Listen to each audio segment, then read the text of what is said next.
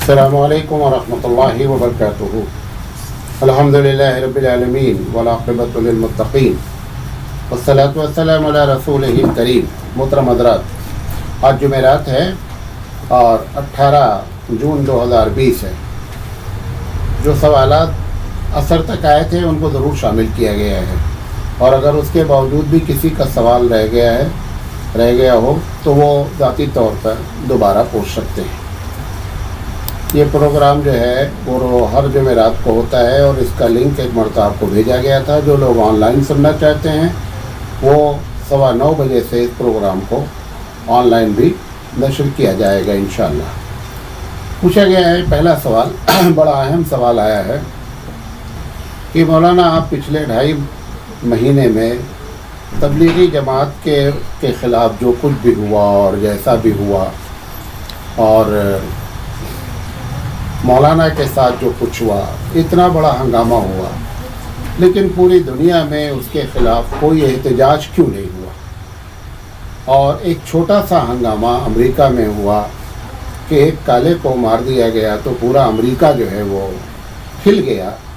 تو اس کی کیا بنیادی وجہ ہے؟ جبکہ مولانا کی جو شخصیت ہے وہ اس وقت پوری دنیا میں شاید کوئی اتنا بڑا امیر نہیں ہے مذہب اور دین کے لحاظ سے کہ اتنے جس کے ماننے والے ہوں، تو آخر لوگ اتنا شانتی سے اس بات کو کیوں برداشت کیے؟ دیکھیں، بہت ہی اچھا سوال ہے یہ۔ حقیقت کیا ہے کہ اگر ہمارے نصاب میں اور سلیبس میں یہ بات ہو کہ مظلوم کی مدد بھی کرنا دین کا ایک حصہ ہے، تو ہم مظلوم کی مدد کے لیے اٹھتے، چاہے وہ بھارت ہو یا پوری دنیا ہو، کیونکہ تبلیغی جماعت نے کبھی اس قسم کی تبلیغ ہی نہیں کی کہ مظلوم کی مدد بھی دین کا ایک حصہ ہے۔ اب انہی کے اوپر ظلم ہو گیا تو چونکہ بتایا ہی نہیں گیا تھا کہ یہ بھی کوئی دین ہے، لہذا کسی نے پوری دنیا میں احتجاج نہیں کیا۔ یہ سوالیہ نشان ہے کہ ہمارے جو کام کی ترتیب ہے اس میں کہیں نہ کہیں بڑا فالٹ اور بڑی غلطی ہو رہی ہے، ہم کو اصلاح کرنی چاہیے۔ جمہوری ملک میں ہم رہتے ہیں، لہذا جمہوری ملک میں جمہوری انداز میں احتجاج ہونا چاہیے تھا۔ تو ایک بنیادی وجہ یہ، اتنا بڑا بابری مسجد کا سانحہ 1992 میں پیش آیا، پھر اس کے بعد فیصلے کا ایک بڑا مرحلہ پیش آیا۔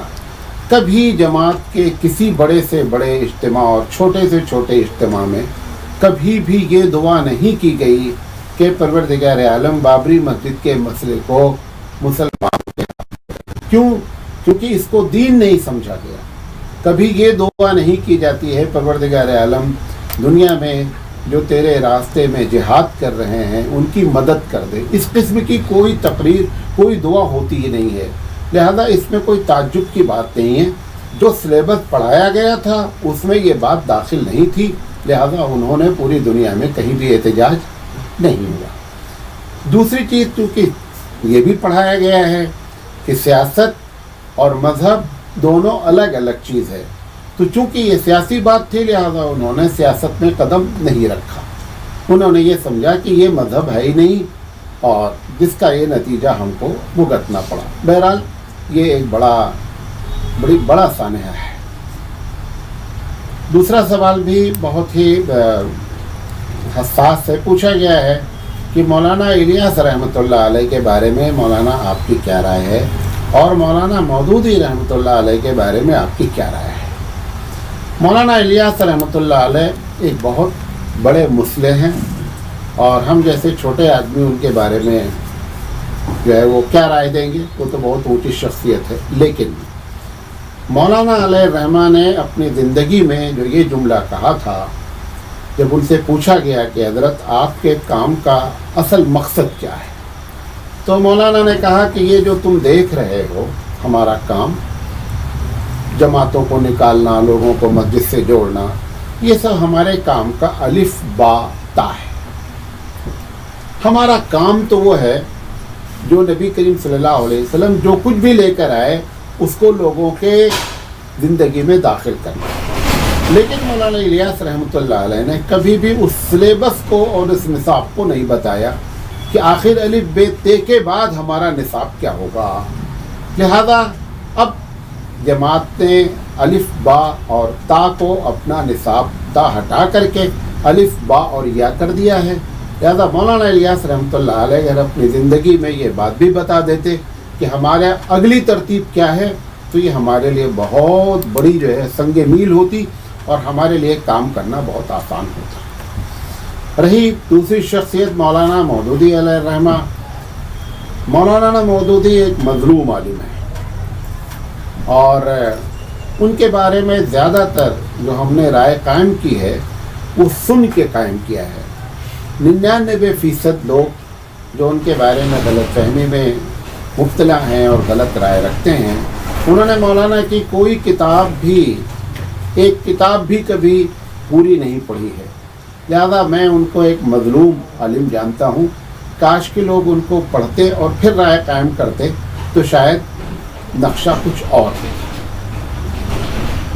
سوال کیا گیا مولانا صاحب یہ دیوبندی حضرات فاتحہ کیوں نہیں کرتے ہیں؟ اس کے بارے میں پوری بات جان لیں کہ فاتحہ یا نیاز جو کچھ بھی آپ کہتے ہیں اس کا مقصد اگر ایصال ثواب ہے تو میرا اندازہ ہے کہ دیوبندی سے زیادہ کوئی ایصال ثواب کرتا ہی نہیں ہے. آپ کبھی دیوبند چلے جائیے اور وہاں کے قبرستان چلے جائیے تو قبرستان قاسمی خاص کر اور آپ دیکھیے کہ دیوبندی حضرات کس طریقے سے ایصال ثواب کرتے ہیں اور قبرستان میں کتنا رش ہوتا ہے صبح کے وقت میں. تو فاتحہ کے معنی اگر ایصال ثواب ہے تو ایصال ثواب وہ کرتے ہیں. اب آپ اگر فاتحہ کے معنی یہ سمجھتے ہیں کہ گھر میں کھانا پکایا جائے کھانے کو سامنے رکھا جائے پھر اس کے سامنے دونوں طرف اگربتی لگائی جائے اور وہ چیز رکھی جائے جو مردے کو پسند ہے. حتیٰ کہ میں نے دیکھا ہے اپنے بچپن میں کہ اگر وہ بیڑی پیتے تھے تو وہ فاتحہ کرنے والے نے بیڑی بھی رکھی اور وہ بیڑی کی برانڈ رکھی جو وہ پیتے تھے. اگر یہ اس کا نام فاتحہ ہے تو ہم اس فاتحہ کے قطعی قائل نہیں ہیں. نہ یہ فاتحہ سنت سے ثابت ہے اور نہ کبھی اللہ کے رسول صلی اللہ علیہ وسلم نے ایسا کوئی فاتحہ کیا ہے. ایک صاحب نے ایک دلیل بھیجی ہے فاتحہ پر. میں وہ چاہ رہا ہوں آپ کے سامنے وہ دلیل نقل کر دوں. ایک واقعہ انہوں نے نقل کیا ہے کہ اللہ کے رسول صلی اللہ علیہ وسلم کے ایک صحابی نے اپنی والدہ کے لیے کنواں کھودا. حضور صلی اللہ علیہ وسلم سے پوچھ کر کے اور حضور صلی اللہ علیہ وسلم جب کنواں کھود گیا تو وہ آئے کہا اللہ کے رسول میں نے کنواں کھود لیا آپ چل کے دیکھ لیجیے. نبی کریم صلی اللہ علیہ وسلم دیکھنے آئے اور اس وقت آپ نے کنویں پہ کھڑے ہو کر کے دعا کی کہ جس نے یہ کنواں کھدوایا ہے اپنی والدہ کے لیے اللہ تعالیٰ اس کا ثواب جو ہے وہ پہنچے. تو انہوں نے کہا کہ دیکھو آپ سامنے کھانا رکھ کر کہنے سے منع کرتے ہیں یہاں کنواں سامنے ہے. یہ دلیل ہے. اب دیکھیے 1,25,000 صحابی ہیں. فاتحہ تو روز ہوا کرتی ہوگی کم سے کم 50 سینکڑوں حدیث ہونی چاہیے کہ اللہ کے رسول صلی اللہ علیہ وسلم نے کھانا رکھ کر کے فاتحہ کیا. یہ کنواں پہ گئے کس لیے؟ کنویں پہ گئے انہوں نے کہا میں نے کنواں کھود دیا ہے آپ آ کر کے دیکھ لیں. جیسے کوئی مسجد بناتا ہے تو کہتا ہے حضرت آپ مسجد چل کے دیکھ لیں. اس کا یہ مطلب نہیں کہ مسجد کے پاس کھڑے ہو کر کے دعا کی جائے گی تو مسجد کا ثواب پہنچے گا ورنہ نہیں پہنچے گا. یہ حماقت کی بات ہے اور اس قسم کی دلیل دینا جو ہے نا وہ بس وہی پھوٹے مارو جو ہے گھٹنے پہ اور پھوٹے آنکھ والی بات ہے. اللہ ہماری حفاظت فرمائے. عورتوں سے متعلق 3-4 سوال آئے ہوئے ہیں. میں چاہ رہا تھا کہ سب ایک جگہ بیان کر دیے جائیں. پوچھا گیا ہے کہ مولانا صاحب عورتیں جو آرٹیفیشیل جویلری پہنتی ہیں تو نماز کا کیا حکم ہے؟ دیکھیں ایک بات بتا دیں اس میں علماء ہمیشہ 2 رائے رکھتے رہے. ایک رائے یہ ہے کہ آرٹیفیشیل مصنوعی یعنی سونے چاندی کے علاوہ جو زیورات پہنے جاتے ہیں تانبے کے پیتل کے ایک لوگوں کی رائے یہ ہے کہ جو ہے وہ یہ جائز نہیں ہے. دوسرے لوگوں کی رائے ہے اس میں کسی قسم کی قباحت نہیں ہے پہنی جا سکتی. جو دوسری رائے ہے یہی صحیح رائے ہے. عورتیں جو بھی پہنتی ہیں کان میں پہنتی ہیں ناک پہ پہنتی ہیں کیونکہ سب کو سونا اور چاندی تو میسر نہیں ہو پاتا ہے تو وہ اپنا شوق پورا کر لیتی ہیں. आर्टिफिशियल मसनूई जो है ज़ेवरात पहनकर, और जब उनका पहनना जायज़ है तो यकीनी बात है उसके पहनकर नमाज पढ़ने में भी कोई कबाहत नहीं है।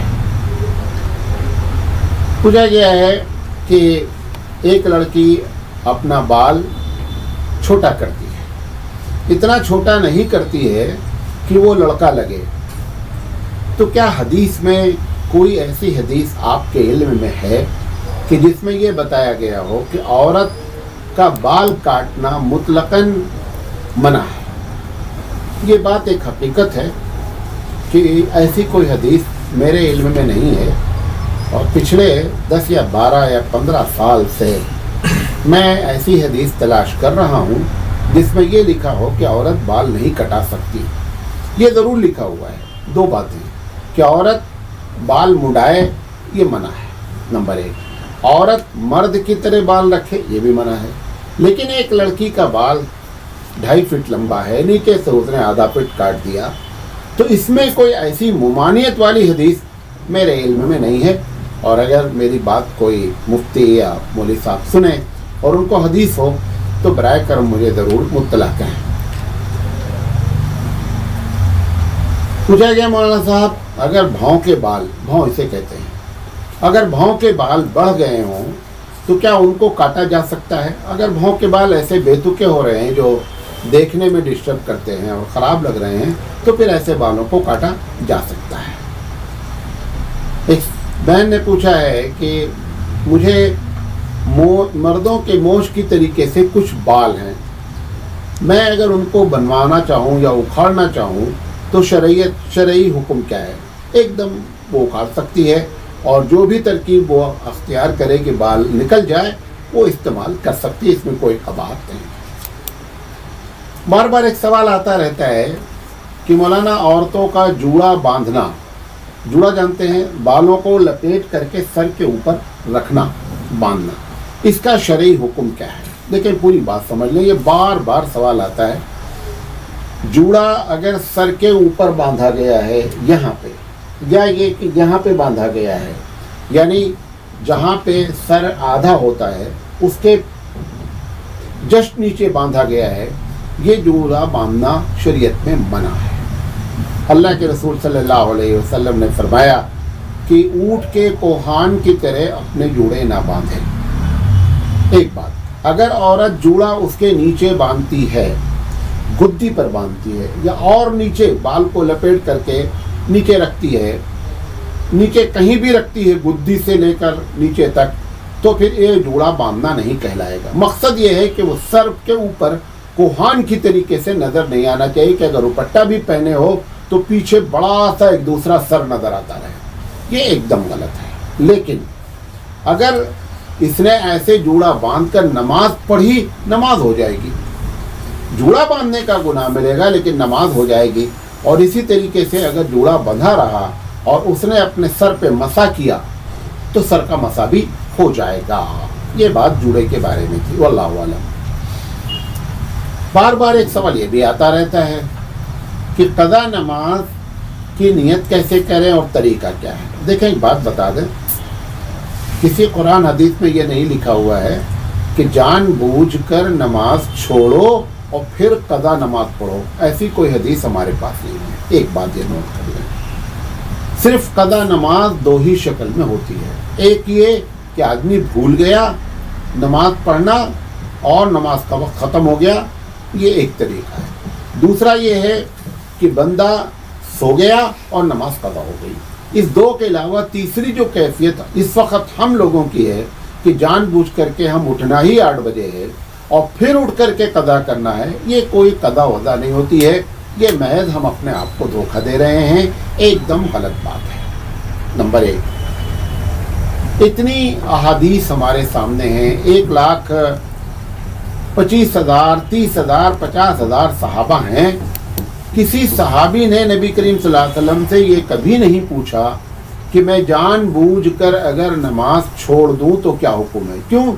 क्योंकि उनके यहाँ ये बात थी ही नहीं कि कोई आदमी जानबूझकर नमाज छोड़ता है। लिहाजा ये जो जानबूझकर नमाज छोड़ने की बात कही जा रही है, ये कोई नहीं होती। अब फुक़हा ने इसमें ये बात निकाली, हदीस में तो लिखी नहीं है, फुक़हा ने ये मसला निकाला कि नमाज चूँकि फ़र्ज़ है, लिहाजा जब तक इसको अदा नहीं करेंगे पूरी ज़िंदगी ये आपके ऊपर फ़र्ज़ बाकी रहेगा, लिहाजा आप इसकी क़ज़ा करें। अब क़ज़ा का क्या तरीका है? क़ज़ा का कोई तरीका जब हदीस में लिखा होता तो बताया जाता। लिहाजा क़ज़ा का तरीका है, जब आपको याद आवे, जब आपका दिल चाहे, जिस वक्त दिल चाहे, जो नमाज पढ़ने का दिल चाहे, आप नमाज पढ़ सकते हैं अपनी क़ज़ा नमाज, सिवाय 3 टाइम के। 3 टाइम नहीं पढ़ना है, जब सूरज निकल रहा हो, जब सूरज डूब रहा हो और जब सूरज बीचों बीच पे हो ज़वाल के वक्त। इन 3 टाइम को छोड़कर आप किसी वक्त भी कोई नमाज पढ़ सकते हैं। ज़ोहर के वक्त में असर पढ़ सकते हैं, असर के वक्त में मगरिब पढ़ सकते हैं, मगरिब के वक्त में इशा पढ़ सकते हैं। जिस वक्त एक नमाज पढ़ सकते हैं, 2 पढ़ सकते हैं, 5 पढ़ सकते हैं, 20 पढ़ सकते हैं। कोई भी तरीका हदीस में न मेंशन है, न फुक़हा ने लिखा है। बस सिर्फ ये है कि आप इस बात का ख्याल रखें कि वो 3 टाइम ना हो, बाकी आप जैसा चाहें वैसा। रही नियत का मतलब, ये हमको बचपन से सिखाया गया कि ज़बान से जो नियत की जाती है, इसलिए लोग परेशान होते हैं। नियत नाम है दिल के इरादे का। आपने इरादा कर लिया, अल्लाह मैं फजर की नमाज क़ज़ा पढ़ने जा रहा हूँ, ज़बान से कहना भी किसी हदीस में नहीं लिखा है। कोई कह लेता है तो हम उसको नाजायज़ भी नहीं बोलते हैं, शिद्दत भी नहीं अख्तियार करते हैं, लेकिन ये आपको मालूम होना चाहिए कि ज़बान से नमाज की नियत करना सुन्नत से साबित नहीं है। आपने दिल का इरादा कर लिया कि फजर की नमाज में पढ़ रहा हूँ, अल्लाह सबसे ज़्यादा जानने वाला, लिहाजा उसने देख लिया कि बंदा मेरा फजर की नमाज आपकी रिकॉर्ड हो गई, ख़त्म हो गई। पूछा गया मौलाना साहब, हालत जनाबत में बाल और नाखून काटना क्या है? इसके पहले कई मरतबा मैंने जवाब दिया है और मैंने ये जवाब दिया कि जायज़ है, लेकिन आज मैं जो है कई किताबों का मैंने मुताला किया तो महसूस ये हुआ कि ये बात सही नहीं है, बल्कि हालत जनाबत में और नापाकी की हालत में बाल और नाखून का काटना मकरूह है, इससे परहेज़ करना चाहिए। इसके पहले अगर मैंने कोई बात कही है जायज़ की तो आप लोग उसको कलअदम जानें। फतवा रहीमिया में लिखा हुआ है कि ये मकरूह है, लिहाजा इसका एहतियात करें। पूछा गया है कि नमाज जनाजा इस वजह से अगर कोई आदमी इनकार कर दे पढ़ाने से कि नमाज जनाजा जनाजे के ऊपर फूल रखा है, तो क्या उसका इमाम साहब का इनकार करना सही है? एकदम सही है। वो बिदअत कर रहा है, लिहाजा अगर बिदअत का सपोर्ट किया जाएगा तो बिदअत कभी ख़त्म नहीं होगी। अगर एक मरतबा वहाँ इमाम खड़े होकर के ये कह दे कि मैं नमाज नहीं पढ़ाऊँगा क्योंकि आपने ये जो फूल की चादर डाली है ये कुरान हदीस के ख़िलाफ़ है, तो लोगों को एक मरतबा सोचने का मौका मिलेगा और बिदअतें ख़त्म होंगी। और अगर आप चलो तुम उधर को हवा हो जिधर की, ये इमाम साहब का अगर मसलक होगा और यही मसलक की वजह से बिदअतें और खुराफात और मुनकरात ख़त्म नहीं होते हैं। जैसे शादी है, शादी में मुनकर हो रहा है, डीजे बज रहा है, पटाखे छूट रहे हैं, मौलाना साहब भी बैठे हुए खाना खा रहे हैं, मस्ती कर रहे हैं, बैठे हुए हैं। वो जिसके घर में आप गए हैं वो जानता है कि अगर ये नाजायज़ होता तो मौलाना साहब बोलते ना हमको। मौलाना साहब की खामोशी ने क्या किया, आपको गोया इजाज़त दे दी कि जो कुछ आप काम कर रहे हैं वो सही है। एक साहब ने पूछा है कि मौलाना साहब बकरीद का मौसम है, हम बकरा पालते हैं और बकरे को भांग का पानी पिलाते हैं। अगर बकरे को भांग का पानी पिलाते हैं तो बकरा बहुत एक्टिव रहता है और बहुत जल्दी बढ़ता है, वज़न बढ़ता है, खाता खूब है, तो क्या बकरे को भांग का पानी पिलाना सही है या नहीं? अगर भांग हमारे लिए जायज़ है तो बकरे के लिए भी जायज़ है। भांग चूँकि नशावर चीज़ है, इंसानों के लिए भी मना है, लिहाजा जानवर के साथ ये करना, और फिर जिसकी वजह से लोगों को धोखा हो कि ये बहुत फरबा है भांग की वजह से, तो दोनों बातें गलत है, ऐसा नहीं करना चाहिए। पूछा जाए कफन पर कलमा हमारे इलाके में लिखा जाता है, ये अमल कैसा है? कफन में जो बंदा लपेटा हुआ है उसका अमल काम आएगा कि तुम्हारा कलमा वहाँ काम नहीं आएगा। अल्लाह के रसूल सल्लल्लाहु अलैहि वसल्लम के एक बड़े अच्छे सहाबी ने अपने वालिद के लिए कहा कि अल्लाह के रसूल, ہمارے والد جو ہے پورے زندگی آپ کے خلاف رہے، اور جس کا نام عبداللہ بن ابی بن سلول ہے، آپ اپنا کرتا دے دیجئے، میں ان کی کفن میں رکھ دوں، تاکہ وہ ہو سکتا ہے اللہ تعالیٰ ان کو عذاب سے بچا دے۔ اللہ کے رسول صلی اللہ علیہ وسلم نے کہا اگر تم یہ سمجھتے ہو کہ میرا کرتے سے وہ عذاب، تو آپ لے لیجیے کرتا، اور آپ نے کرتا دے دیا، اس کے باوجود بھی ان کو عذاب ہوا۔ تو اس طریقے سے یہ سمجھنا کہ یہ چیزیں کسی کو عذاب سے بچا لیتی ہیں، ایک بات ایسے آپ کا عمل عذاب سے بچاتا ہے، نمبر 1۔ نمبر 2، بطور تبرک اگر رکھ رہے ہیں تو یہ بھی عمل سنت سے ثابت نہیں ہے۔ دیکھیں جو چیزیں اللہ کے رسول اپنے زمانے میں، غور سے سنیے گا یہ جملہ جو کہنے جا رہا ہوں، جو چیز رسول اکرم اپنے زمانے میں کر سکتے تھے اور انہوں نے نہیں کیا اور آپ کرتے ہیں، تو آپ یہ بتانا چاہتے ہیں کہ میں رسول سے زیادہ باتیں سمجھتا ہوں۔ کلمہ لکھنے کی جہاں تک بات تھی، حضور بھی لکھ سکتے تھے۔ جیسے اذان سے پہلے آپ درود پڑھتے ہیں، آپ کہتے ہیں کہ بھائی اس کام کے کرنے میں نقصان کیا ہے۔ سوال یہ ہے کہ کیا اللہ کے رسول صلی اللہ علیہ وسلم اذان سے پہلے درود نہیں پڑھ سکتے تھے؟ پڑھ سکتے تھے، اس کے باوجود نہیں پڑھا۔ تو آپ بتانا چاہتے ہیں ہم حضور سے زیادہ ہوشیار ہیں، ہم حضور سے زیادہ دین جانتے ہیں، نعوذ باللہ، انہیں معلوم نہیں ہے جو ہم کو معلوم ہے۔ یہ ایک غلط میسج پاس کرتا ہے کہ نبی سے زیادہ ہم دین کو جانتے ہیں اور عمل کرنا چاہتے ہیں۔ ہاں، جو چیزیں رسول اکرم اپنی زندگی میں نہیں کر سکتے تھے اور وہ کوئی اچھا کام ہو، اگر کوئی کرے تو کر سکتا ہے۔ مثال کے طور پر یہ ریکارڈنگ ہو رہی ہے، ریکارڈنگ کا مقصد یہ ہے کہ اس کو دوسروں تک بات پہنچائی جائے۔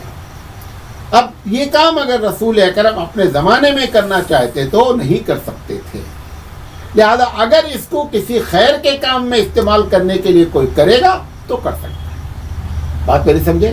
لیکن جو وہ کر سکے، جیسے حضور آپ قبر پہ چادر ڈالتے ہیں، حضور کے زمانے میں بھی قبر بنتی تھی، قبریں موجود بھی تھی، آپ کی اہلیہ حضرت خدیجہ رضی اللہ تعالی عنہ کی قبر تھی، آپ نے کبھی بھی حضرت خدیجہ رضی اللہ تعالیٰ عنہ کی قبر پہ چادر نہیں ڈالی۔ تو جو کام حضور کر سکتے تھے وہ نہیں کیا، لہذا جو بھی کرتا ہے اس دنیا میں اس کام کو ثواب سمجھ کر وہ بدعت ہوتی ہے۔ ہوشیار بن کر سب کرتا ہے، نبی کے اوپر بات جاتی ہے، لہذا اس کا خیال رکھا جائے۔ پوچھا گیا مولانا صاحب ہمارے یہاں منگنی میں اور نکاح کے وقت میں جماعت والے پیسہ لیتے ہیں اور وہ پیسہ دینا ہی پڑتا ہے، تو وہ پیسے کا کیا حکم ہے؟ دیکھیں جماعت والے اگر رجسٹر استعمال کرتے ہیں، اپنے امام کو بھیجتے ہیں، تو پھر ایسی شکل میں وہ سمجھ لیجئے کہ اپنی سروس چارج لے رہے ہیں، جائز ہے۔ دوسرا کیا کہا گیا کہ مولانا صاحب ہم نے یہ طے کیا کہ میں منگنی نہیں کروں گا، جب منگنی ہوتی ہے تو بھی جماعت والے پیسہ لیتے ہیں۔ جماعت والوں نے کہا کہ منگنی اگر نہیں بھی کرتے ہو تو بھی ہماری جماعت کو پیسہ دینا۔ اب ایک آدمی نے یہ سمجھ کر کہ منگنی کرنا سنت کے خلاف ہے، منگنی کوئی سنت طریقہ نہیں، لہذا میں منگنی نہیں کروں گا، اگر اس پر جماعت والوں نے کہا پیسہ دیں تو سخت گناہ ہے۔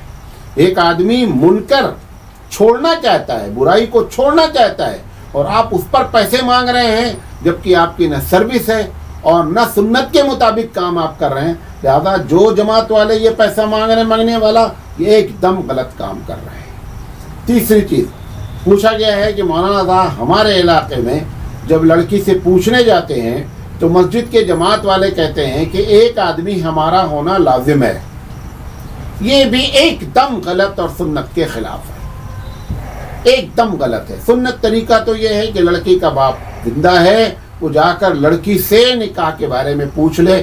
وہاں پر یہ جو ہم نے بنا رکھا ہے کہ ایک گواہ لڑکے کی طرف سے، ایک گواہ لڑکی کی طرف سے، ایک تیسرا وکیل۔ ابھی ہم نے ایک جگہ نکاح پڑھایا تو دو صاحب بولنے لگے، ہم نے کہا آپ کون ہیں؟ کہا میں وکیل ہوں۔ ہم نے کہا بھائی صاحب آپ کا؟ میں بھی وکیل ہوں۔ ہم نے کہا ایک ہی مقدمے میں دو وکیل ہیں، کون اصل وکیل ہے؟ کہا ہم لڑکی والوں کی طرف سے وکیل، یہ لڑکے والوں کی طرف سے وکیل۔ ہم نے کہا یہ گواہ ہیں، کس کی طرف سے؟ لڑکی کی طرف سے۔ یہ لڑکوں، یہ سب تمہارا اپنا نکاح ہے، یہ شریعت کے مطابق نکاح نہیں ہو رہا ہے، یہ سب تمہاری ڈھکوسلے بازیاں ہیں، اپنے طور پر یہ چیزیں لگا رکھی ہیں، اور چلو چیز ایسی لگائی جائے جو اچھی ہو۔ اس میں کیا ہے، 3 آدمی جانا ہے اور ہماری عورتوں کو وہاں جا کر کے دیکھنا ہے کہ یہ بہت اچھا کپڑا پہن کر آئیں، چلو تمہیں بھی دیکھو۔ جس اسلام نے پردے کی اتنی سختی سے بات کہی ہو، وہ اسلام کیسے یہ کہے گا کہ باہر کے آدمی کو لے کر کے آؤ اور اپنی لڑکیوں کو اور اپنے عورتوں کو دکھلاؤ؟ یہ پورے بھارت میں غلط طریقہ ہوا ہے اور اس کی اصلاح ہونی چاہیے۔ میں اپنی لڑکی کی شادی کیا یہیں ہبلی میں نے کئی گھنٹہ پہلے لڑکی کو بتا دیا کہ تمہارا نکاح فلاں سے ہو رہا ہے، اتنی مہر ہے، ختم ہو گئی بات۔ اتنا بتانا ہی کافی ہے۔ یہاں جو وکیل جاتے ہیں وہ کیا بولتے ہیں، یہ بولو جی، بولتے نہیں اسے، کیونکہ یقینی بات ہے کہ جاہل آدمی کو تم نے وکیل بنایا ہے، جو دین کا علم نہیں رکھتا ہے اس کو آپ نے وکیل بنایا ہے، تو وہ جاہل آدمی جہالت کر رہا ہے۔ جیسے کوئی ایسے آدمی کو وکیل بنا دو جو وکیل نہ ہو اور تمہارا مقدمہ لڑے، تو کیسے لڑے گا؟ برباد کر دے گا تم کو، یہ بھی برباد کر رہا ہے۔ اس کو علم ہی نہیں ہے بیچارے کو کہ اگر کنواری لڑکی سے پوچھا گیا کہ بھائی تم نے قبول کیا، اس کی خاموشی بھی ہاں ہے، اس کا مسکرانا بھی ہاں ہے، اس کا بغیر آواز کے رونا بھی ہاں ہے، اور اس کا ہاں کہنا بھی ہاں ہے۔ یہ چاروں شکل ہاں کی ہو سکتی ہے، لیکن یہ جب تک جاہل وکیل جب تک بلوا نہیں لیتا ہے تب تک وہاں سے آتا نہیں ہے، کیونکہ اس کو مسئلہ ہی نہیں معلوم ہے۔ غلط آدمی کو تم نے وکیل بنایا ہے۔ لہذا میں نے جا کر کے پوچھ لیا، اور آ کر کے نکاح کا جب وقت ہوا میں نے کہا پڑھائیے نکاح، میں نے پوچھ لیا ہے، نکاح ہو گیا۔ اب یہاں پہ جو محلے کی عورتیں تھیں وہ انتظار کر رہی ہیں کہ دیکھیں مولانا کے یہاں پوچھنے کیسے آتے ہیں، تو بہت تقریر کرتے رہتے ہیں۔ اب وہ کوئی پوچھنے ہی نہیں آیا۔ اللہ کے رسول صلی اللہ علیہ وسلم نے فاطمہ رضی اللہ تعالیٰ عنہ کو اطلاع دے دیا۔ کوئی بڑا سے بڑا مولوی نہیں بتا سکتا جب حضور نے فاطمہ رضی اللہ تعالیٰ عنہ کو اطلاع دیا تو کون وہاں پہ گواہ موجود تھا؟ لڑکی کے والد ہیں، وہ ولی ہیں، کسی کی ضرورت نہیں ہے۔ یہ تم نے ڈھکوسلے بازیاں خود سے بنا رکھی ہیں۔ کوئی رجسٹر نکاح کا تیار نہیں ہوتا جس میں گواہ اول گواہ ثانی نہ ہو۔ گواہ اول گواہ ثانی جس وقت لڑکا ہاں کہہ رہا ہے تب صحیح ہے، لیکن لڑکی جب کہہ رہی ہے تو ولی کا ہونا کافی ہے۔ ولی آ کر کہہ دے تو ٹھیک ہے۔ پوچھا گیا مولانا صاحب کیا لوڈو کھیل سکتے ہیں؟ لوڈو کھیلا جا سکتا ہے۔ جو حدیث میں منع کیا گیا ہے وہ اس وقت حضور کے زمانے میں بھی کھیلا جاتا تھا، جس کو آپ پاسا کہتے ہیں، لیکن اس سے ہمیشہ وہ جو کھیلتے تھے تو جوئے کی شکل میں کھیلتے تھے۔ یہ لڑکوں کی ایک تفریح ہے، بچے کھیلتے ہیں، اس پہ کوئی ایسی بات نہیں ہے۔ ایک صاحب نے کہا ہے کہ مولانا صاحب دیوبندی حضرات اور اہل حدیث حضرات کہتے ہیں کہ غیر اللہ سے مدد مانگنا شرک ہے۔ میری بات یہ سمجھ میں نہیں آتی کہ آپ لوگ ایسا کیوں کہتے ہیں، جبکہ سلیمان علیہ السلام نے جب میٹنگ کی تو جنات نے کہا کہ اگر آپ اجازت دیں تو ہم ملکہ سبا کا پورا تخت اٹھا سکتے ہیں۔ تو آخر سلیمان علیہ السلام نے مدد مانگی یا نہیں مانگی؟ آپ بولتے ہیں مدد مانگنا حرام ہے اور شرک ہے۔ اس کا جواب سن لیں۔ مدد 2 طریقے کی ہوتی ہے۔ ایک مدد ہماری ضرورت ہے جو ظاہری ہے، میں یہاں بیٹھا ہوں یا یہ ٹیبل ہے، یہ ٹیبل اتنا وزنی ہے کہ میں اکیلے نہیں اٹھا سکتا، میں کہہ رہا ہوں بھیا ذرا پکڑو۔ آپ نے کہا مولانا آپ تو شرک کر رہے ہیں کیونکہ وہ مدد تو مانگنا حرام ہے۔ یہ ہماری ضرورت ہے، ایسی مدد مانگنا انسان کی کمزوری ہے، اس وجہ سے اس نے مدد مانگ لیا۔ جو مدد منع ہے، جو مدد کہ ایک آدمی مر چکا ہے، تم اس کو یہاں سے پکار رہے ہو، حضرت علی کو کہہ رہے ہو مشکل کشا ہیں، مشکل کشا ہیں، آج بھی تمہاری مشکل کو، کشا کے معنی ہٹا دینا، مشکل کو ہٹا دیتے ہیں۔ ہم نے ایک شیعہ سے بات کیا، ابھی 2 دن پہلے کی بات ہے، تو وہ کہنے لگا کہ آپ علی کو اچھے ہماری تقریر سنتے ہیں۔ انہوں نے کہا مولانا صاحب یہ بتائیے کہ آپ علی کے بارے میں کیا عقیدہ رکھتے ہیں، علی مشکل کشا ہے کہ نہیں ہے؟ ہم نے کہا ہم اللہ کے علاوہ کسی کو مشکل کشا نہیں مانتے۔ تو اس نے کہا کہ یہ تو بہت بڑا مسئلہ ہے۔ ہم نے کہا اچھا یہ بتاؤ کہ ابو بکر صدیق رضی اللہ تعالیٰ عنہ خلیفہ جو بنے وہ صحیح ہے کہ غلط ہے؟ انہوں نے کہا ایک دم غلط۔ ہم نے کہا کیا کیا انہوں نے کہا کہ علی کا حق تھا اور ابو بکر صدیق رضی اللہ تعالیٰ عنہ نے اس کو کیا کر لیا، غصب کر لیا، چھین لیا۔ ہم نے کہا جو وہ اپنی مدد نہیں کر سکے اور چھن گیا تو تمہاری مدد آج کیسے کریں گے، جب تو موجود ہی تھے۔ بھائی ابو بکر نے غصب کیا اور وہ مشکل کشا ہے، 4000 کلومیٹر سے مدد کر رہے ہیں تمہاری، اور وہیں موجود ہے حضرت ابو بکر کے خلاف اپنی مدد نہیں کر سکے۔ جو بندہ اپنی مدد نہیں کر سکا وہ تمہاری مدد کہاں سے کرے گا؟ حضرت حسین رضی اللہ تعالیٰ عنہ کو جس بے دردی سے لوگوں نے قتل کیا، اپنے بیٹے کی مدد نہیں، قریب میں تھے، اپنے بیٹے کی مدد نہیں کی، تم تو بھارت میں بیٹھے ہوئے ہو، تمہاری مدد کیسے کریں گے؟ حضرت تمہارے بقول حضرت عمر رضی اللہ تعالیٰ عنہ نے خلافت چھین لی، اس وقت بھی نہیں مدد کر سکے۔ حضرت عثمان نے چھین لی خلافت، اس وقت بھی مدد نہیں کر سکے۔ تو سوال یہ ہے، حضرت علی رضی اللہ تعالیٰ عنہ کی اور حضرت معاویہ کی جنگ ہوئی، حضرت علی رضی اللہ تعالیٰ عنہ کی جنگ میں بھی 20,000 لوگ مارے گئے اور اپنی مدد نہیں کر سکے۔ تو اگر مشکل کشا کا مطلب یہی ہے تو پھر تب تو آپ بتائیے کہ آپ جو کہہ رہے ہیں کیا؟ تو مشکل کشا مدد کرنا جو ہم کہتے ہیں ایک ہماری ضرورت ہے اور کمزوری ہے، انسانی کمزوری ہے۔ جیسے میں نے ٹیبل کی مثال دے کر کے کہا ہم اکیلے نہیں اٹھا سکتے، لہذا میں مدد مانگوں۔ یہ جو منع ہے اللہ کے رسول صلی اللہ علیہ وسلم نے، مثال کے اوپر آپ دعا مانگتے ہیں، جتنی دعا آپ کو یاد ہے بیٹھ کر ایک دن سوچ لیجئے کسی دعا میں کسی سے مدد مانگی گئی ہے؟ آپ کہتے ہیں اللہم افتح لی ابواب رحمتک، کہ اللہ مسجد میں داخل ہونے کی دعا، کہ اللہ مسجد میں میں داخل ہونا رحمت کا دروازہ میرے لیے کھول دے۔ کون کس سے مدد مانگی گئی ہے؟ اللہ سے۔ نکلتے ہیں کس سے دعا مانگتے ہیں؟ اللہم انی اسألک، اللہ میں تجھ سے مانگتا ہوں۔ کوئی ایک دعا، سینکڑوں دعا بچوں کو ہم سکھاتے ہیں، آپ بھی نہیں یاد ہے کتاب اٹھا لیجئے، دعاؤں کی کتاب اٹھا لیجئے، صبح شام کی کتاب اٹھا لیجئے۔ کسی دعا میں اللہ کے رسول صلی اللہ علیہ وسلم نے کسی سے مدد مانگنے کی بات کہی ہو؟ آپ بتا دیجئے۔ یہ مدد مانگنا منع ہے، نمبر 1۔ نمبر 2، قرآن میں اس کے خلاف لکھا ہوا ہے۔ قرآن کہہ رہا ہے ادعونی استجب لکم، کہ لوگوں مجھے پکارو، اللہ کہہ رہا ہے مجھے پکارو میں تمہاری دعا قبول کرتا ہوں۔ اللہ تعالیٰ کو کہنا چاہیے لوگوں بزرگوں کو پکارو، اولیاء اللہ کو پکارو، وہ تمہاری بات ہم تک پہنچائیں گے، تب ہم کیا کریں گے کہ تمہارا مسئلہ حل کریں گے۔ اس وقت بھی نہیں کہا۔ پھر تیسری چیز، نبی کریم صلی اللہ علیہ وسلم کے زمانے کے بعد بدترین بعد حالات ہوئے، غیروں نے ابو بکر صدیق رضی اللہ تعالیٰ عنہ کی خلافت کے خلاف بڑا ہنگامہ کیا ہے۔ کچھ لوگوں نے کہا ہم زکوٰۃ نہیں دیں گے، کچھ لوگ مرتد ہو گئے، جنگیں ہوئیں۔ ایک مرتبہ ابو بکر صدیق رضی اللہ تعالیٰ عنہ وہیں بازو میں بیٹھے رہتے تھے اور نبی کی قبر پہ جا کر نہیں بولے کہ اللہ کے رسول حالات بہت خراب ہے، مدد کر دیجئے۔ یا اللہ کے رسول صلی اللہ علیہ وسلم نے پوری زندگی جنگیں لڑی، حالات خراب ہوئے، مدد کس سے مانگی؟ اللہ سے مانگی۔ فرمایا لوگوں اگر جوتے کا فیتا بھی ٹوٹ جائے تو کس سے مانگو؟ اللہ سے مانگو۔ لہذا یہ جو ظاہری مدد ہے یہ ہماری کمزوری اور ہماری ضرورت ہے۔ ایک حدیث نقل کر دیتا ہوں۔ آج ہمارے ایک دوست ہیں افتخار صاحب، اللہ تعالیٰ ان کو جزائے خیر دے، انہوں نے ایک حدیث بھیجی ہے اسی سلسلے کی۔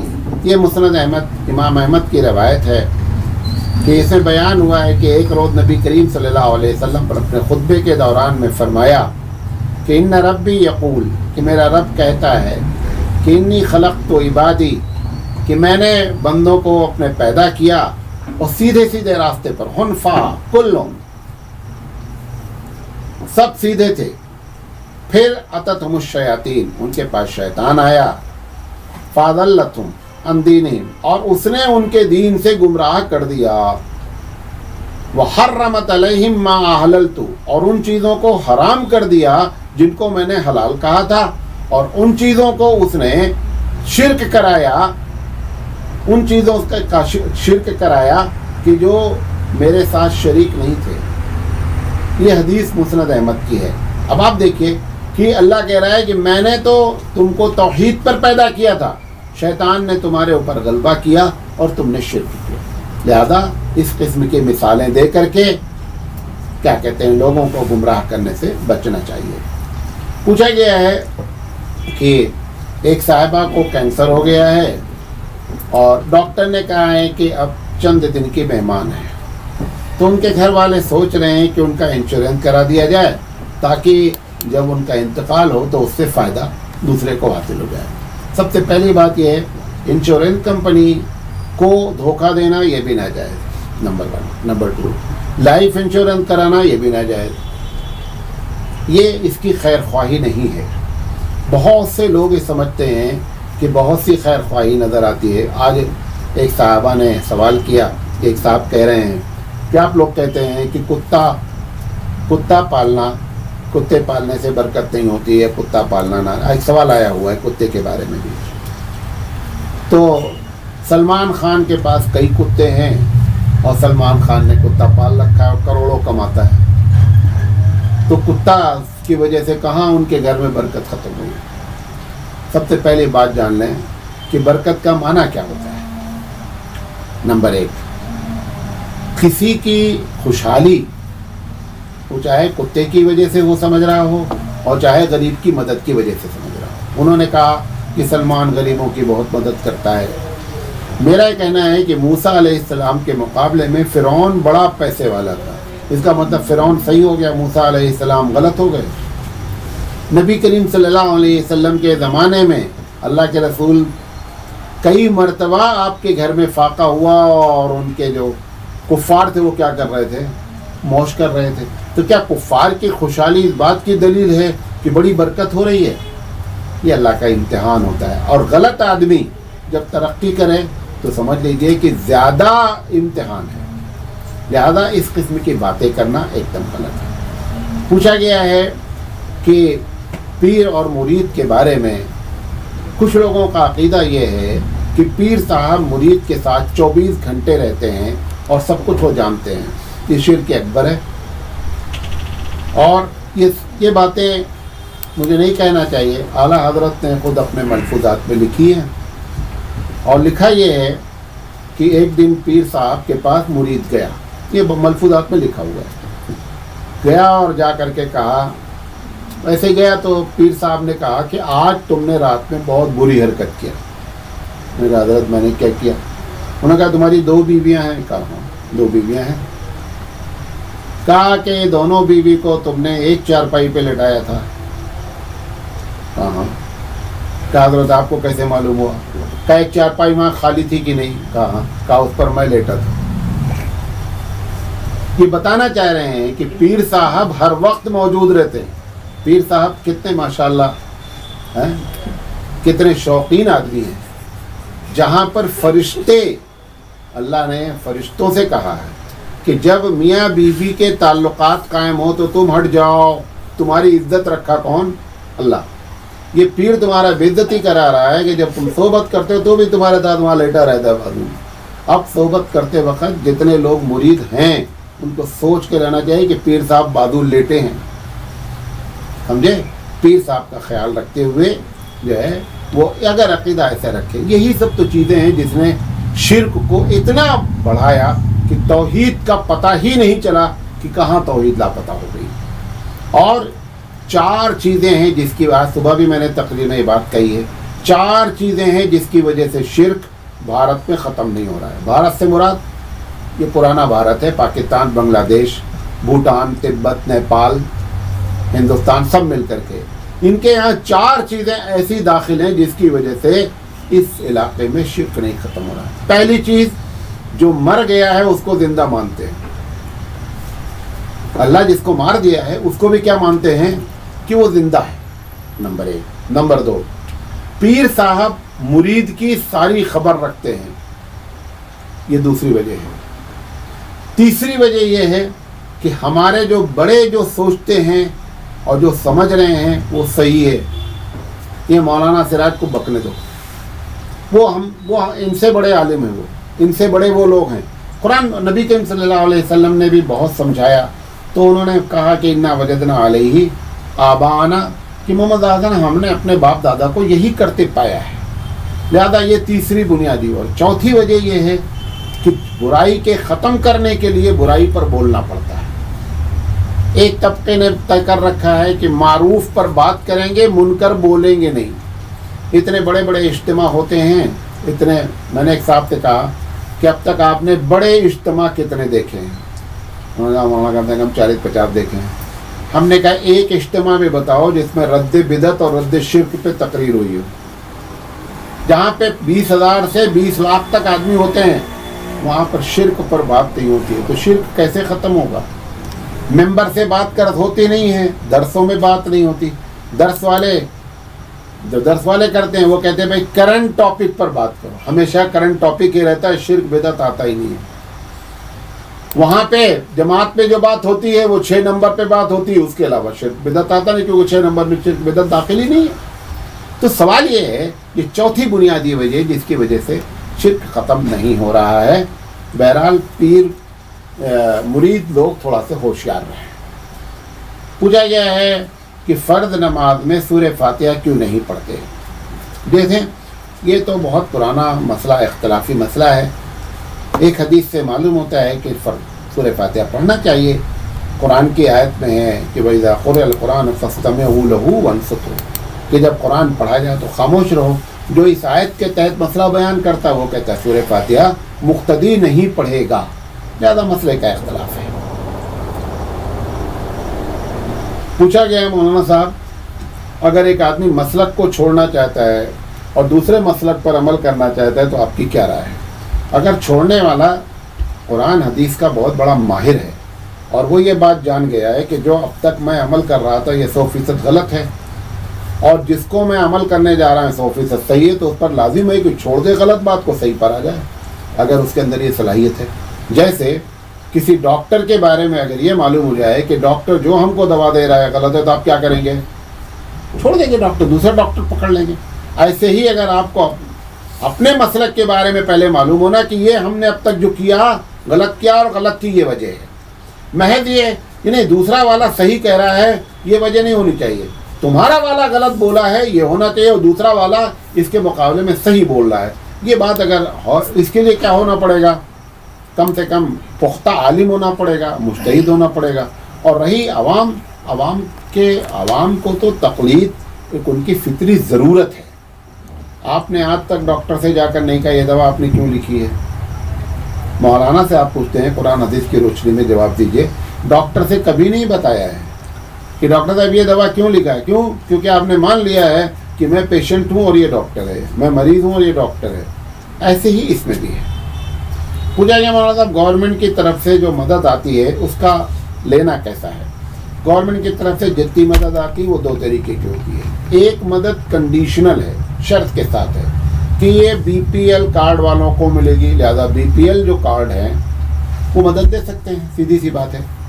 اب اگر BPL کارڈ ہی آپ نے غلط بنایا ہے تو اس کا گناہ الگ ہوگا، لیکن اگر BPL کارڈ کے آپ مستحق ہیں تو ایسی شکل میں مدد دے سکتے ہیں۔ اور اگر گورنمنٹ کی طرف سے کوئی مدد ایسی آتی ہے کہ سب کو گورنمنٹ دے رہی ہے تو آپ بغیر کنڈیشن کے کوئی بھی جو ہے جو بھارتی ہوگا وہ اس کا فائدہ اٹھا سکتا ہے۔ پوچھا گیا ہے کہ مختلف قسم کے وظیفے بتائے جاتے ہیں، اس پر عمل کرنا کیسا ہے؟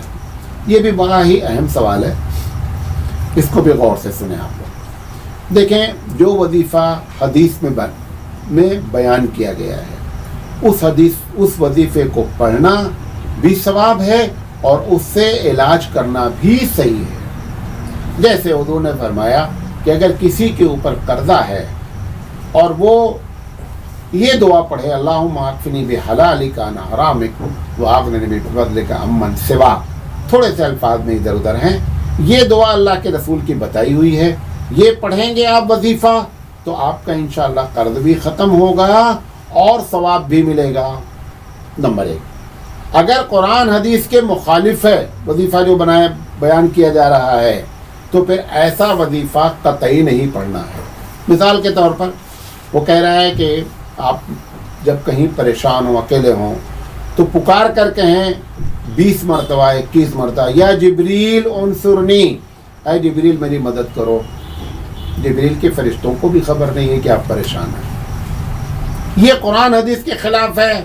یا علی مدد یہ وظیفہ اگر کوئی بتا رہا ہے تو پھر ایسی شکل میں قرآن حدیث کے خلاف ہے, کرنا غلط ہے.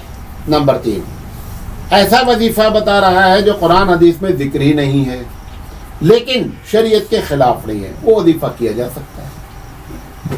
ایک آدمی کہہ رہا ہے کہ آپ کو کبھی بھی سر میں درد ہو تو آپ 7 مرتبہ سورہ فاتحہ پڑھ کر پانی پر دم کر لیجئے اور پی لیجئے. ٹھیک ہے, اس میں کوئی چیز شریعت کے خلاف نہیں ہے. آپ 7 مرتبہ پانی علاج کے طور پر آپ کر سکتے ہیں. اس میں چوتھی چیز, علاج کے طریقے پہ جب کریں گے تو نہ سنت سمجھ کر کے کریں اور نہ لازم سمجھ کر کریں. یہ 2 باتوں کا خیال رکھیں. چوتھی چیز, اگر کوئی وظیفہ بتایا جا رہا ہے اور وہ وظیفہ کسی سنت کو مردہ کر رہا ہے تو اس وظیفے کو اس جگہ پر نہ پڑھیں, اس طریقے پہ نہ پڑھیں کہ جس سے سنت مردہ ہو رہی ہو. کر سکتے ہیں. مثال کے طور پر لوگ کہہ رہے ہیں کہ اگر آپ کا دماغ کمزور ہے, ہارٹ کی پرابلم ہے, کان کی پرابلم ہے, آنکھ کی پرابلم ہے, سلام پھیرتے ہی آپ پڑھیے یا نورو اور اپنی آنکھ کو دم کیجیے. ایسے بتاتا ہے. کوئی شریعت کے خلاف نہیں ہے, پڑھ لیجیے. لیکن یہ ایک چیز کو مردہ کر رہا ہے. کیا مردہ کر رہا ہے؟ نماز کے بعد جو اللہ کے رسول صلی اللہ علیہ وسلم نے بتایا کہ سلام پھیرتے ہی اللہ اکبر, استغفر اللہ, یا بعض روایت میں استغفر اللہ ہے, اس کی جگہ پر لے کر آ رہا ہے, وہ سنت کو مردہ کر رہا ہے. لہذا اس جگہ پہ نہ کریں, بعد میں آپ کریں, ایسا کر سکتے ہیں. لہذا ہر وظیفہ بطور علاج کیا جا سکتا ہے. یہ کنڈیشن جو آپ کو بتائی میں نے. مجھے کہ مولانا سینے پر ہاتھ باندھنے, سینے پر شفافے ہاتھ باندھتے ہیں. یہ حدیث ان کا کہنا ہے, ایک شافعی کا, کہ بخاری اور مسلم میں ہے. برائے کرم حدیث کا نمبر بتائیں. جس نے بھی یہ بتایا ہے کہ یہ سینے پر ہاتھ باندھنے کی حدیث ہے بخاری اور مسلم, وہ جھوٹ بول رہا ہے. اور چھوٹا موٹا نہیں, بڑا جھوٹ بول رہا ہے. بخاری اور مسلم میں کوئی حدیث موجود نہیں ہے. بلکہ اگر میں یہ کہوں سینے پر ہاتھ باندھنے کی کوئی صحیح حدیث سیاستہ میں موجود نہیں ہے. بخاری, مسلم, ترمذی, ابن ماجہ, نسائی, ابو داؤد میں ایک روایت ہے وہ ضعیف ہے. کوئی بھی صحیح حدیث ان 6 میں موجود ہی نہیں ہے. یہ ایک الگ بات ہے. سینے پر ہاتھ باندھنے کی حدیث موجود ہے, لیکن خدا کے واسطے ان سب چیزوں کو ایشو نہیں بنا. نماز تو ان کی بھی ہو جاتی ہے جن کے ہاتھ نہیں ہیں. جو کہیں ہاتھ نہیں باندھتے ان کی بھی نماز ہو جاتی ہے, اور جن کے ہاتھ نہیں ان کی بھی نماز ہو جاتی ہے.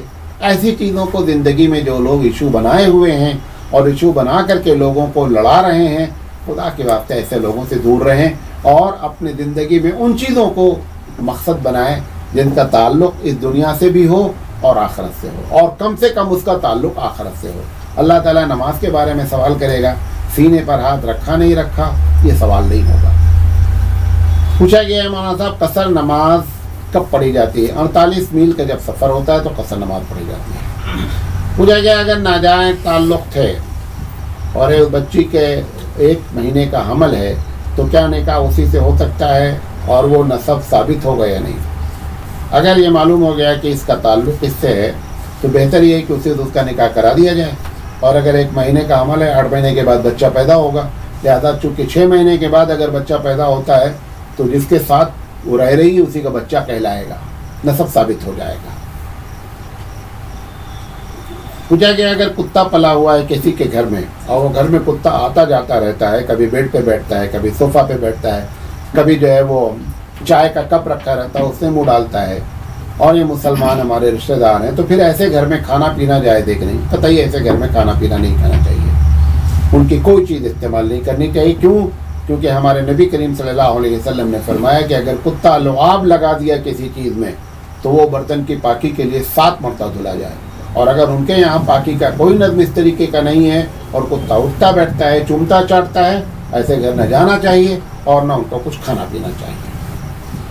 پوچھا گیا مولانا صاحب گھر میں کبھی کبھی مچھر, مکھی, چھپکلی, ککروچ, چوہے یہ سب مارنے پڑتے ہیں, تو یہ اللہ کی مخلوق ہیں, ان کو مارنے کا کیا حکم ہے؟ دیکھو ایک بات جان لیں بنیادی طور پر, یہ ساری مخلوق انسان سے نیچے ہے.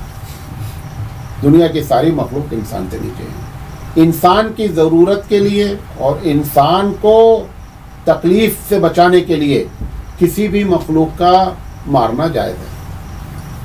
یہ سب انسان کو تکلیف پہنچاتی ہیں, لہذا ان کا مکڑی ہو, جو بھی ہے, جو بھی چیز اس طرح سے ہے وہ انسان کو اگر تکلیف پہنچا رہی ہے تو ان کو مارنا جائز ہے. مارنے میں احتیاط کرنا یہ چاہیے یہ احتیاط کرنا چاہیے کہ آگ کی چیزوں سے نہ ماریں. بات سمجھے؟ مطلب آگ جلا دیا چوٹیوں کے لیے، یہ نہیں کرے، آگ سے منع ہے. لہذا انسان کو تکلیف پہنچانے والی چیز، یہ جو آپ گوشت کھاتے ہیں یہ بھی جانور مرتا ہے، یہ ہمارے لیے ہی پیدا ہوئے ہیں. قرآن نے کہا یہ تمہارے لیے ہیں، لہذا ہماری جب ضرورت ہوگی تو ہم ان کو استعمال کریں گے. ہم سے بڑھ کر کسی کی ضرورت نہیں ہے. پوچھا گیا ہے مچھر مارنے کے لیے جو آج کل بیٹ آتا ہے، یہ کئی بار بتایا گیا ہے کہ اس میں آگ کی شکل ہوتی ہے، لہذا اس سے مچھر وغیرہ نہیں مارنا چاہیے. پوچھا گیا ہے نکاح میں جو دعوت دی جاتی ہے اس کا کیا حکم ہے. بعض لوگ اس کو منع کرتے ہیں، میری سمجھ سے منع نہیں کرنا چاہیے. منع کی کوئی حدیث موجود نہیں ہے کہ نکاح کا کھانا نہیں کھاؤ. نمبر 1، آپ کا تقویٰ ہے آپ نہ کھائیے، کہ صاحب اللہ کے رسول صلی اللہ علیہ وسلم کا ایسا طریقہ نہیں ہے، نہیں کھاتے، نہیں کھا. سنت طریقہ نہیں ہے، یہ بات ایک دم صحیح ہے. اگر کھا لیا تو گنہگار نہیں ہے. یہ کہنا کہ گناہ ہوتا ہے، یہ کہنا کہ منع ہے، ایسی کوئی حدیث ہمارے پاس نہیں ہے. پوچھا گیا تعویذ کا شرعی حکم کیا ہے. اگر تعویذ شرکیہ ہے تو حرام ہے، اگر شرکیہ نہیں ہے تو جائز ہے. ہم نے تعویذ کے شرعی حیثیت پر پوری تقریر بھی کی ہے اور ہمارے پاس ایک چارٹ بھی ہے. اگر کسی کو چاہیے تو میں چارٹ بھیج سکتا ہوں. پوچھا گیا اگر جمعہ میں جگہ نہ ہو، جیسا کہ آج کل سوشل ڈسٹینس کی وجہ سے مسجد جلدی بھر جاتی ہے، تو کیا گھر میں جمعہ پڑھ سکتے ہیں کہ نہیں. دیکھیں یہ بہت ہی حساس مسئلہ ہے. یہ پہلے بھی یہ بات کہی گئی تھی کہ گھروں میں جو جمعہ شروع کیا جا رہا ہے، پھر کچھ لوگ بولیں گے کہ ہم لوگ 5 لوگ بیمار ہیں، کیا گھر میں جمعہ پڑھ سکتے ہیں. کچھ لوگ بولیں گے کہ ہم بوڑھے ہیں، ہم کو مسجد میں جانے کی اجازت ہے، تو کیا ہم جمعہ پڑھ سکتے ہیں. یہ ساری پرابلم شروع میں بتائی گئی تھی کہ ہونے والی ہے. مسجدیں کھل گئی ہیں. کوشش یہ کرنا چاہیے کہ اگر مسجد چھوٹی ہے اور نمازی زیادہ ہیں تو 2 سے 3 مرتبہ نماز پڑھ لی جائے، سب سے آسان طریقہ. اور ان کی ٹائمنگ جیسے ہماری مسجد ہے، ہماری مسجد میں ہم لوگوں نے کیا کیا کہ 1 بجے ایک جمعہ ہے، 1:30 بجے ایک جمعہ ہے، 2 بجے ایک جمعہ ہے. سوشل ڈسٹینس کو بھی برقرار ہے اور سب لوگوں کو جمعہ اپنی سہولت کے مطابق آ کر پڑھ لیں. زیادہ ایسے کر کے پڑھ لینا چاہیے. اور اگر بوڑھے آدمی کو مسجد میں آنے سے منع کیا جا رہا ہے تو کیا وہ پوچھا گیا ہے کہ ہم بوڑھے لوگ مل کر کے جمعہ پڑھ لیں جماعت سے. جمعہ جب اجازت ہو گئی مسجد میں تو گھروں میں اب جمعہ نہیں پڑھنا چاہیے، سیدھی سی بات ہے. اور بقیہ نمازیں اگر گھر میں جماعت میں پڑھ رہا ہے اس وجہ سے کہ احتیاط کے طور پہ ڈر لگ رہا ہے کہ وہاں جائیں گے تو ہو سکتا ہے کرونا ہو جائے، اگر ایسی اس قسم کا اس کو ڈر ہے اور گھر میں اس کے جماعت کے چانسز ہیں تو جمعہ کے علاوہ بقیہ چیزوں میں جماعت وہ کر سکتا ہے.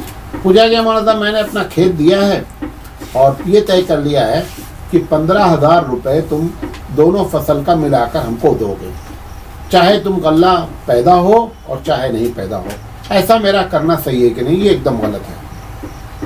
اگر اس کو جائز قرار دیا جا سکتا ہے تو اس کی دوسری شکل یہ ہو سکتی ہے کہ یہ میرا کھیت ہے، غور سے سن لیں، یہ میرا کھیت ہے، آپ اس کھیت کا کرایہ 15,000 روپے سالانہ دیں گے، چاہے آپ اس میں جو کام کریں ہم سے کوئی مطلب نہیں ہے. آپ اس میں اسکریپ کا دھندا کریں، اس میں آپ بوئیں نہ بوئیں ہم سے مطلب نہیں ہے. جیسے دکان ایک انسان کی چلے یا نہ چلے کرایہ دار کا کرایہ بن جاتا ہے، ایسے ہی اگر وہ کرائے پر دے دے تو یہ ممکن ہے. لیکن فصل کے طور پہ جو دیا جا رہا ہے کہ فصل چاہے جتنی پیدا ہو ہم کو 15,000 روپے 20,000 روپے چاہیے، یہ صحیح نہیں ہے.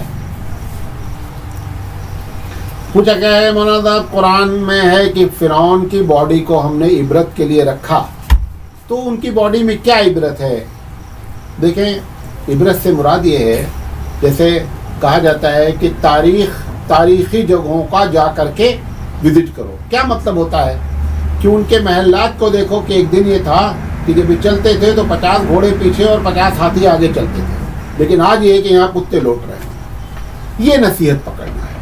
اس کی باڈی کو اللہ نے رکھا کہ یہ وہ شخص ہے جس نے موسیٰ علیہ السلام کے ساتھ یہی ظلم کیا. آپ جب وہ سوچیں گے تو ظلم سے بچیں گے، یہی عبرت ہے. اور ظلم کا انجام جانیں گے کہ ظلم کا انجام کیا ہوتا ہے. یہ مطلب ہے. پوچھا گیا کہ فرعون کو قیامت تک عذاب ہوتا ہے, ہم اس کی باڈی دیکھتے ہیں, اس میں کوئی عذاب کے نشان نظر نہیں آتے ہیں. اس کا جواب دے رہا ہوں. عذاب اصل میں روح کو ہوتا ہے. ایک آدمی خود سوتا رہتا ہے, بغل میں لیٹے رہتے ہیں, وہ سونے والا خواب دیکھ رہا ہے کہ اس کو لوگ خوب مار رہے ہیں, آپ بازو میں بیٹھے ہیں. جب وہ سو کر اٹھتا ہے تو اس کے باڈی پہ مارنے کا کوئی نشان موجود نہیں رہتا ہے. باڈی اصل نہیں ہوتی ہے, اصل کیا ہوتی ہے؟ روح ہوتی ہے. پوچھا گیا ہے کہ خرید و فروخت پر نفع کتنا لینا جائے. ایک لمبی بات ایک صاحب نے پوچھی ہے کہ مدرسے اسکول والے کتاب لے کر کے آتے ہیں, اس پہ ریٹ 60 روپے لکھا رہتا ہے, 70 روپے لیتے ہیں, اور یہ بھی قید لگاتے ہیں کہ آپ دوسری جگہ سے کتاب نہیں خرید سکتے ہیں. دیکھیں, یہ قید نہیں لگانا چاہیے کہ دوسری جگہ سے کتاب نہیں خرید سکتے. نمبر 1, بہتر یہ ہے کہ اگر گورنمنٹ کی طرف سے ریٹ فکس ہے تو اس سے زیادہ نہیں بیچنا چاہیے.